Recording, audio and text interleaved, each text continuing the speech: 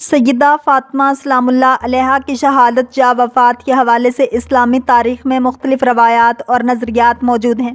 سیدہ فاطمہ رسول اللہ صلی اللہ علیہ وسلم کے سب سے عزیز بیٹی تھی، جنہیں سیدۃ النساء العالمین، عالمین کی عورتوں کی سردار کا لقب ملا۔ یہ معاملہ اسلامی مکاتب فکر کے درمیان اختلافی ہے۔ شیعہ مکتب فکر کے مطابق سیدہ فاطمہ سلام اللہ علیہا کی شہادت ہوئی اور وہ مظلومہ شہید ہوئیں۔ ان کے گھر پر حملہ کیا گیا اور اس واقعے میں انہیں جسمانی تکلیف پہنچی، جس کے نتیجے میں ان کی شہادت ہوئی۔ یہ واقعہ رسول اللہ صلی اللہ علیہ وسلم کے وصال کے بعد ہوا اور اس کے پیچھے بعض سیاسی اور خلافت کے معاملات تھے۔ شہادت کے وقت ان کی عمر تقریباً 18 سال تھی اور ان کی شہادت کا دن 13 جمادی الاول یا 3 جمادی الثانی کو قرار دیا جاتا ہے۔ اہل سنت کے علماء کی عمومی رائے یہ ہے کہ سیدہ فاطمہ سلام اللہ علیہا کی وفات بیماری کے باعث ہوئی اور انہیں کسی قسم کی زبردستی یا جسمانی تکلیف نہیں دی گئی۔ ان کے انتقال کے وقت ان کی عمر مبارک 29 سال کے قریب بتائی جاتی ہے۔ اہل سنت کے نزدیک ان کا انتقال بھی ایک سانحہ تھا اور ان کی شخصیت کو انتہائی عزت و تکریم سے دیکھا جاتا ہے۔ سیدہ فاطمہ سلام اللہ علیہا کو مدینہ منورہ کے قبرستان جنت البقیع میں دفن کیا گیا، لیکن ان کی قبر کا صحیح مقام معلوم نہیں ہے کیونکہ انہیں رات کے وقت خفیہ طور پر دفن کیا گیا تھا۔ یہ بھی ایک موضوع ہے جس پر تاریخ میں اور مختلف روایات ملتی ہیں۔ سیدہ فاطمہ سلام اللہ علیہا کا کردار اسلامی تاریخ میں بے حد بلند اور اہم ہے۔ وہ خواتین کے لیے مثالی نمونہ ہے اور ان کی قربانیوں کو اسلام میں بلند مقام حاصل ہے۔ یہ اختلافی موضوع ہونے کے باعث تمام مکاتب فکر کے نزدیک ان کی عظمت اور احترام میں کوئی فرق نہیں۔ ان کی زندگی اور تعلیمات تمام مسلمانوں کے لیے مشعل راہ ہیں۔ آپ کے مشہور القاب میں زہرا اور سیدۃ النساء العالمین اور بطول ہیں۔ مشہور کنیت ام الائمہ اور ام السبتین اور ام الحسنین ہے۔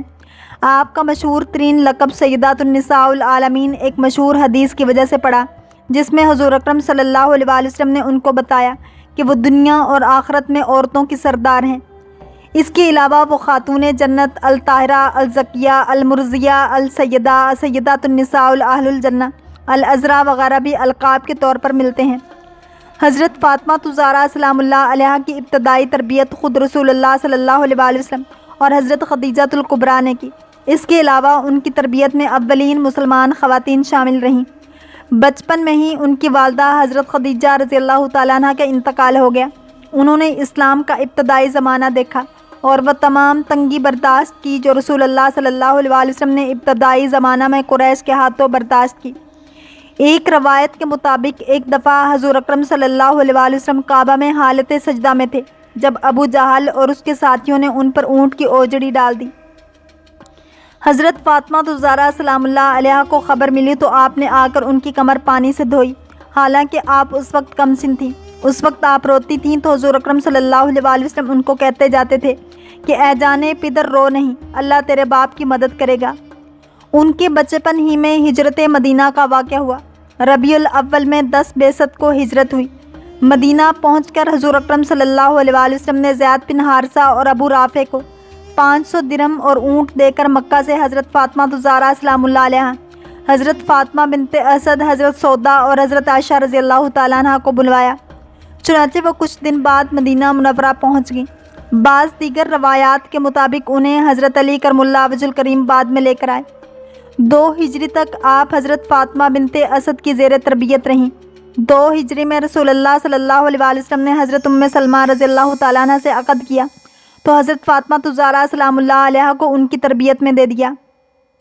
حضرت ام سلمہ رضی اللہ تعالیٰ عنہ نے فرمایا کہ حضرت فاطمہ الزہرا سلام اللہ علیہا کو میرے سپرد کیا گیا۔ میں نے انہیں ادب سکھانا چاہا مگر خدا کی قسم فاطمہ تو مجھ سے زیادہ مؤدب تھی اور تمام باتیں مجھ سے بہتر جانتی تھیں۔ رسول اللہ صلی اللہ علیہ وسلم ان سے بہت محبت کرتے تھے۔ عمران بن حسین کی روایت ہے کہ ایک دفعہ میں رسول اللہ صلی اللہ علیہ وسلم کے ساتھ بیٹھا تھا کہ حضرت فاطمہ الزہرا سلام اللہ علیہا جو ابھی کم سن تھیں تشریف لائیں۔ بھوک کی شدت سے ان کا رنگ متغیر ہو رہا تھا۔ حضرت نے دیکھا تو کہا کہ بیٹی ادھر آؤ۔ جب آپ قریب آئیں تو رسول اللہ صلی اللہ علیہ وسلم نے دعا فرمائی کہ اے بھوکوں کو سیر کرنے والے پروردگار، اے پستی کو بلندی عطا کرنے والے، فاطمہ کی بھوک کی شدت کو ختم فرما دے۔ اس دعا کے بعد حضرت فاطمہ الزہرا سلام اللہ علیہا کے چہرے کی زردی مبدل سرخی ہو گئی، چہرے پر خون دوڑنے لگا اور آپ حشاش بشاش نظر آنے لگیں۔ خود حضرت فاطمہ الزہرا سلام اللہ علیہا کا بیان ہے کہ اس کے بعد مجھے پھر کبھی بھوک کی شدت نے پریشان نہیں کیا۔ حضرت فاطمہ الزہرا سلام اللہ علیہا سے شادی کی خواہش کئی لوگوں نے کی، جن میں سے کچھ پر رسول اللہ صلی اللہ علیہ وسلم نے غضبناک ہو کر منہ پھیر لیا۔ طبقات ابن سعد وغیرہ کے مطابق حضرت ابوبکر صدیق رضی اللہ تعالیٰ عنہ اور حضرت عمر رضی اللہ تعالیٰ عنہ نے اپنے لیے خواستگاری کی، تو دونوں کو حضور اکرم صلی اللہ علیہ وسلم نے یہ کہہ کر انکار کر دیا کہ مجھے اس سلسلے میں وحی الہی کا انتظار ہے۔ کچھ عرصہ بعد حضرت علی کرم اللہ وجہ الکریم نے اسی خواہش کا اظہار کیا، تو حضور اکرم صلی اللہ علیہ وسلم نے قبول کر لیا اور کہا مرحبا۔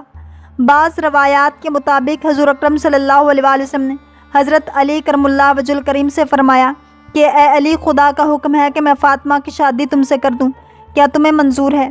انہوں نے کہا ہاں، چنانچہ شادی ہو گئی۔ یہی روایت صحابہ میں عبداللہ ابن مسعود، انس بن مالک اور حضرت ام سلمہ رضی اللہ تعالیٰ عنہ نے کی ہے۔ ایک اور روایت میں حضرت عبداللہ بن مسعود رضی اللہ تعالیٰ عنہ سے مروی ہے کہ رسول اللہ صلی اللہ علیہ وسلم نے فرمایا، اللہ نے مجھ کو حکم دیا ہے کہ میں فاطمہ کا نکاح علی سے کر دوں۔ حضرت فاطمہ الزہرا سلام اللہ علیہا اور حضرت علی کرم اللہ وجہ الکریم کی شادی یکم ذی الحجہ 2 ہجری کو ہوئی۔ کچھ اور روایات کے مطابق امام محمد باقر اور امام محمد جعفر صادق علیہ السلام سے مروی ہے کہ نکاح رمضان المبارک میں اور رخصتی اسی سال ذی الحجہ میں ہوئی۔ شادی کے اخراجات کے لیے حضرت علی کرم اللہ وجہ الکریم نے اپنی زرہ 500 درہم میں بیچ دی۔ یہ رقم حضرت علی علیہ السلام نے رسول اللہ صلی اللہ علیہ وسلم کے حوالے کر دی، جو حضرت فاطمہ الزہرا سلام اللہ علیہا کا مہر قرار پایا، جبکہ بعض روایات کے مطابق مہر 480 درہم تھا۔ جہیز کے لیے رسول اللہ صلی اللہ علیہ وسلم نے حضرت مقداد ابن اسود کو رقم دے کر اشیاء خریدنے کے لیے بھیجا، اور حضرت سلمان فارسی رضی اللہ تعالیٰ عنہ اور حضرت بلال رضی اللہ تعالیٰ عنہ کو مدد کے لیے ساتھ بھیجا۔ انہوں نے چیزیں لا کر حضور اکرم صلی اللہ علیہ وسلم کے سامنے رکھیں۔ اس وقت حضرت اسماء بنت امیس بھی موجود تھیں۔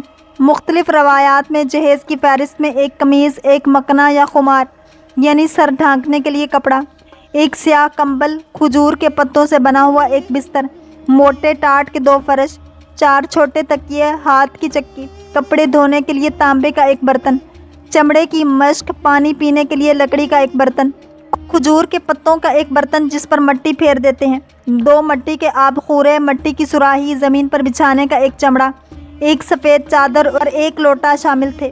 یہ مختصر جہیز دے کر رسول اللہ صلی اللہ علیہ وسلم کی آنکھوں میں آنسو آ گئے، اور انہوں نے دعا کی، اے اللہ ان پر برکت نازل فرما جن کے اچھے سے اچھے برتن مٹی کے ہیں۔ یہ جہیز اسی کی رقم سے خریدا گیا تھا جو حضرت علی علیہ السلام نے اپنی زرہ بیچ کر حاصل کی تھی۔ نکاح کے کچھ ماہ بعد یکم ذی الحجہ کو آپ کی رخصتی ہوئی۔ رخصتی کے جلوس میں حضرت فاطمہ الزہرا سلام اللہ علیہا اشہب نامی ناکہ پر سوار ہوئیں، جس کے ساربان حضرت سلمان فارسی رضی اللہ تعالیٰ عنہ تھے۔ ازواج مطہرات جلوس کے آگے آگے تھیں۔ بنی ہاشم ننگی تلواریں لیے جلوس کے ساتھ تھے۔ مسجد کا طواف کرنے کے بعد حضرت فاطمہ الزہرا سلام اللہ علیہا کو حضرت علی علیہ السلام کے گھر میں اتارا گیا۔ رسول اللہ صلی اللہ علیہ وسلم نے پانی منگوایا، اس پر دعائیں دم کی اور حضرت علی اور فاطمہ سلام اللہ علیہا کے سر، بازوؤں اور سینے پر چھڑک کر دعا کی، اے اللہ انہیں، ان کی اولاد کو شیطان الرجیم سے تیری پناہ میں دیتا ہوں۔ ازواج مطہرات نے جلوس کے آگے رجز پڑھے۔ رسول اللہ صلی اللہ علیہ وسلم نے خاندان عبد المطلب اور مہاجرین و انصار کی خواتین کو کہا کہ رجز پڑھیں، خدا کی حمد و تکبیر کہیں اور کوئی ایسی بات نہ کہیں اور کریں جس سے خدا ناراض ہوتا ہو۔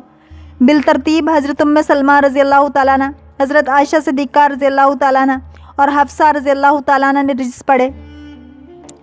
حضرت ام سلمہ رضی اللہ تعالیٰ عنہ نے یوں رجز پڑھے، اے پڑوسنو، چلو اللہ کی مدد تمہارے ساتھ ہے اور ہر حال میں اس کا شکر ادا کرو، اور جن پریشانیوں اور مصیبتوں کو دور کر کے اللہ نے احسان فرمایا ہے اسے یاد کرو۔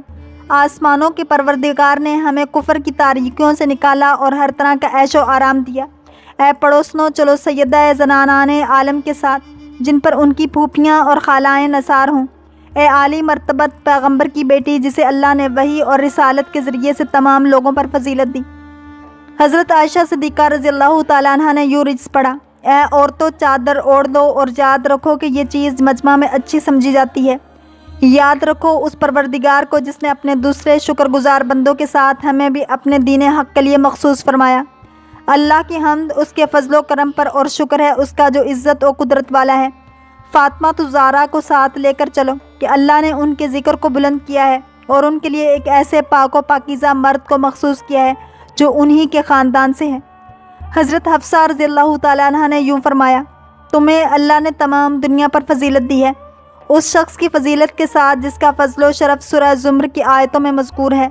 اللہ نے تمہاری ترویج ایک صاحب فضائل و مناقب نوجوان سے کی ہے، یعنی علی سے، جو تمام لوگوں سے بہتر ہے۔ بس اے میری پڑوسنوں، فاطمہ کو لے کر چلو، کیونکہ یہ ایک بڑی شان والے باپ کی عزت مآب بیٹی ہے۔